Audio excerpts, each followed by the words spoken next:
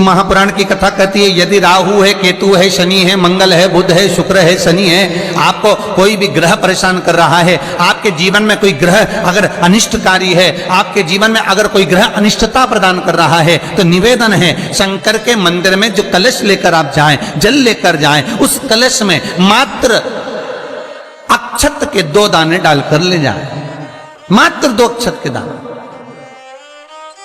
जैसे सूर्य नारायण को प्रसन्न करने के लिए अपन कुंकू डाल लेते हैं, हल्दी डाल लेते हैं जल में, या चने की दाल डाल लेते हैं जल के अंदर।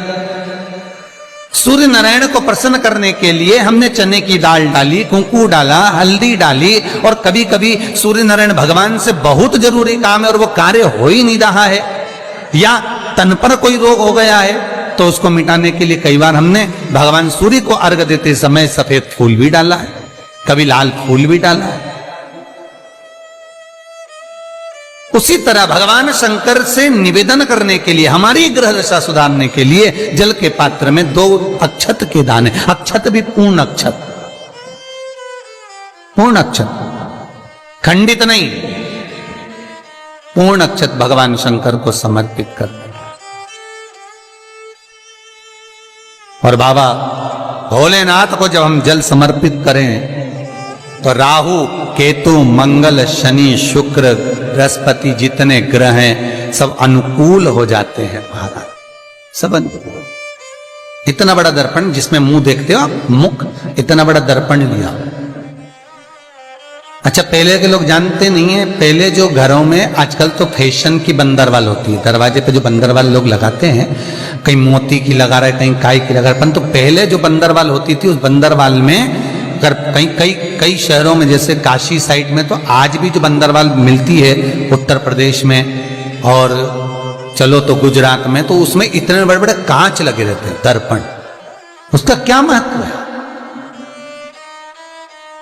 उसकी मूलता क्या है? शिव महापुराण की कथा कहती है दर्पण इतना बड़ा ले लो, बंदरवाल अगर दर्पण वाली नहीं तो इतना बड़ा दर्पण लो, हनुमान जी के मंदिर में जाकर, क्योंकि हनुमान शंकर का ही अवतार है, हनुमान जी के मंदिर में जाकर हनुमान जी के उल्टे पांव का थोड़ा सा सिंदूर, चरण का थोड़ा सा सिंदूर एक कागज में लेकर आ जाइए, और हनुमान जी के छोटे भाई, हनुमान जी 6 भाई हैं, उसमें गतिमान, हनुमान जी के छोटे भाई गतिमान का नाम लो, और गतिमान का नाम लेकर उस दर्पण पर सिंदूर से त्रिशूल बना दो, सिंदूर से त्रिशूल बनाकर उस दर्पण को घर के बाहर, दर्पण का मुख बाहर की ओर, ऐसे बाहर की ओर मुख कर कर दर्पण को घर के बाहर या दरवाजे पर, बिल्डिंग पर, ऊपर जाली में, फ्रंट में, कहीं पर भी उसको लगा दीजिए। महाराज केवल शंकर का स्मरण कर कर, गतिमान का नाम लेकर, हनुमान के उल्टे पांव का सिंदूर का त्रिशूल बनाकर जो दर्पण को लगा देता है, आपको 1 महीने के अंदर अंतर मालूम पड़ जाएगा कि पिछले जो महीने निकले हैं उस महीने का अंदाजा लगाना कि घर में लोग कितने बीमार पड़ते थे, और इस दर्पण को लगाने के बाद बीमारी कम हुई कि नहीं हो कम तो ठंडा कर देना, क्या जा रहा है, पर करके जरूर देखना, विश्वास रखकर करोगे, भगवान शिव का अनुमोदन कर कर, भगवान शंकर पर विश्वास रखकर करोगे तो बीमारी घेर नहीं सकती। अकाल मृत्यु हो मरे जो काम करे चंडाल का, काल उसका क्या बिगाड़े जो भक्त हो महाकाल का। शंकर की आराधना करने वाला, शिव का स्मरण करने वाला, शिव का निवेदन करने वाला, शिव अर्चना में डूबने वाला, शिव का अनुमोदन करने वाला कभी दुखी नहीं हो सकता। बन सके तो बेलपत्र और समी पत्र शंकर को चढ़ाना है, 5 बेलपत्र, 11 समी पत्र। बन सके 108 चावल के आखे दाने ओम नमः शिवाय जप कर शिव को समर्पित करना। महाराज दुख तकलीफ ज्यादा है, रोग बीमारी ज्यादा है, तो पानी में लाल चंदन घोलकर, लाल फूल डालकर, बेलपत्री के पेड़ के नीचे। कई लोग कहते हैं गुरुजी क्या दूध चढ़ाना जरूरी है शंकर पर? कई लोग कहते हैं गुरुजी क्या दही चढ़ाना जरूरी है शंकर पर? शहद चढ़ाना जरूरी है? घृत चढ़ाना जरूरी है? शक्कर चढ़ाना जरूरी है? शिव महापुराण की कथा कहती है 5 चीजें शंकर भगवान पर चढ़ती है। दूध अर्थात घर में लक्ष्मी की वृद्धि करता है, इसलिए चढ़ाया जाता है। दही शंकर भगवान पर इसलिए चढ़ाते हैं क्योंकि यह परिवार को जोड़ता है। जिसके परिवार में क्लेश ज्यादा होता है, जिसके परिवार में आपस में तकरार ज्यादा होता है, उसको दही जोड़ता है। शहद घर में चिड़चिड़ प्रवृत्ति को समाप्त करता है। घी रोग को समाप्त करता है। शक्कर मिष्ठान घर में यदि लक्ष्मी आकर जा रही हो तो मिष्ठान समर्पित किया जाता है। इसलिए पंचामृत स्नान का भाव शिव महापुराण कहती है। पंचामृत स्नान का भगवान, इसलिए 5 चीजें शंकर को समर्पित हैं। दूध, दही, घृत, शहद, शक्कर अर्थात मिष्ठान।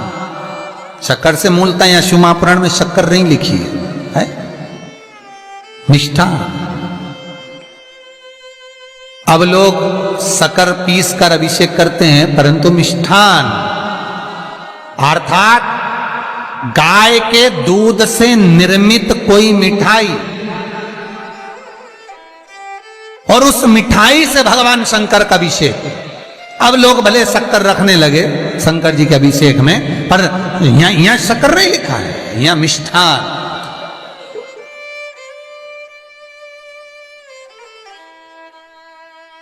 हमारे यहां सहज भाषा में कहते थे उसको खांड अर्थात मीठा। भाव भगवान शंकर को समर्पित हो।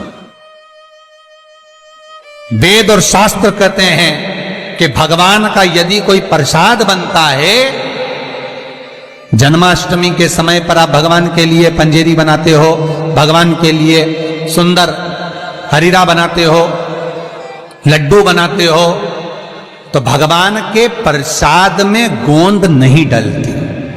ध्यान रखना, आपकी बहू का जापा हो, डिलीवरी हो, तो खूब बादाम गोंद सब तल तल के खिलाओ, पर भगवान का जापा हो, भगवान का जन्मदिन हो, भगवान का जन्मोत्सव हो, राम कृष्ण का जन्मोत्सव हो, तो उसमें गोंद तलकर प्रसाद में कभी मत डालना, क्योंकि उसमें ब्राह्मण हत्या का अंश है। ब्राह्मण हत्या। और विद्वान जो ब्राह्मण होते हैं साहब, जिन्होंने शिव महापुराण की कथा या भागवत पुराण पढ़ी होती है, सुनी होती है, वो ब्राह्मण कभी भी, जो विद्वान ब्राह्मण होंगे वो कभी भी गोंद का लड्डू, गोंद तली हुई कभी नहीं खाएंगे। भले वो देसी घी में तले, कुछ भी तले, पर गोंद नहीं खाते, गोंद का लड्डू नहीं खाते। क्यों? क्योंकि इसमें ब्राह्मण हत्या का अंश है। प्रत्येक फोटो में लक्ष्मी विष्णु के साथ नहीं मिलेगी, प्रत्येक फोटो में लक्ष्मी गणेश और सरस्वती मिलेंगे। दीपावली पर पाना खरीद कर लाओ, दिवाली पर कागज खरीद कर लाओ, दिवाली पर फोटो खरीद कर लाइए, लक्ष्मी गणेश के साथ मिलेगी, लक्ष्मी सरस्वती के साथ मिलेगी, पर लक्ष्मी विष्णु के साथ नहीं। क्यों? किस लिए? भगवान विष्णु और लक्ष्मी का फोटो